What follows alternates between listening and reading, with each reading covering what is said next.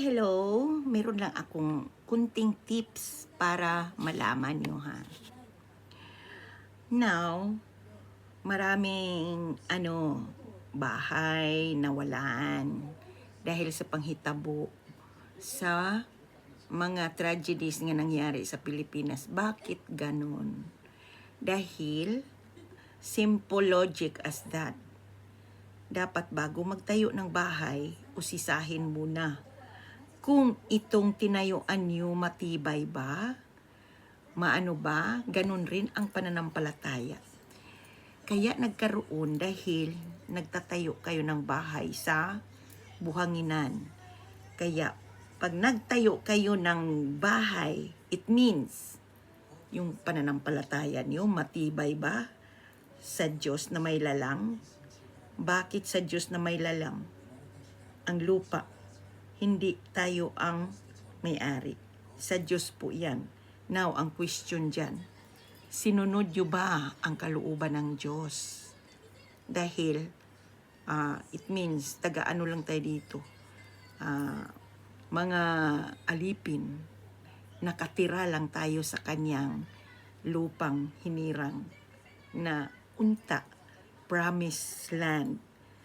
Pero, maraming katiwalian ang mga tao. Hindi lang mga tao, pati yung mga leaders.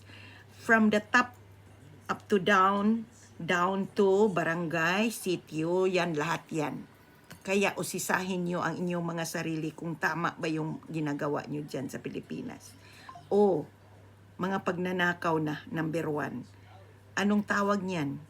Kawawa ang nandoon sa mga bukid. Dahil maraming land grabbing dyan, maraming pagnanakaw ng mga treasures dyan, kaya ang lupa very soft na. Kapag dumating ang bagyo, kasi ang bagyo, kalamidad, number 1 yan. Mapapahamak talaga ang mga tao, ang namuyo dyan. Yun lang ang masabi ko. Kaya ngayon, leksyon yan sa inyo na para swerte doon sa nabubuhay pa. Sana hindi na lang sila nabubuhay para hindi na sila magraos pa sa sunod na panghitabo dyan. Kaya, studihan nyo po bakit nawalaan kayo ng bahay, bakit nawawala yung buong pamilya, bakit nililibing na buhay, yan ang question dyan.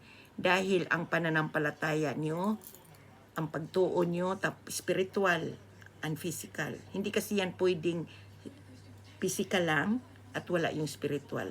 Dahil number 1 ang spiritual na ginagamit ng tao. Ano bang ginagamit ng tao? Tubig, ulan, lupa. Now, bakit ba kayo nagluhod-luhod sa mga Diyos-Diyosan? Wala naman yan. Yan ang number 1 ng kasuklam-suklam ng Panginoon.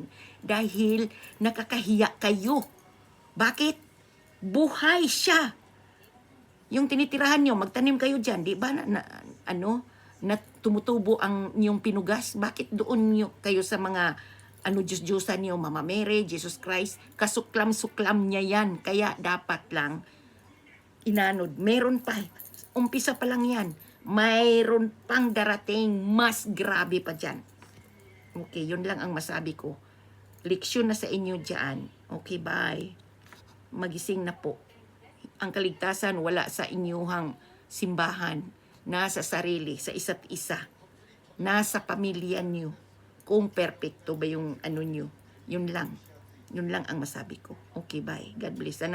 Sana mayroon kayo mapulot sa sinasabi ko. Spiritual po ang physical. Dahil ang kalaban hindi nyo nakikita. Kaya usisahin nyo ang sarili nyo.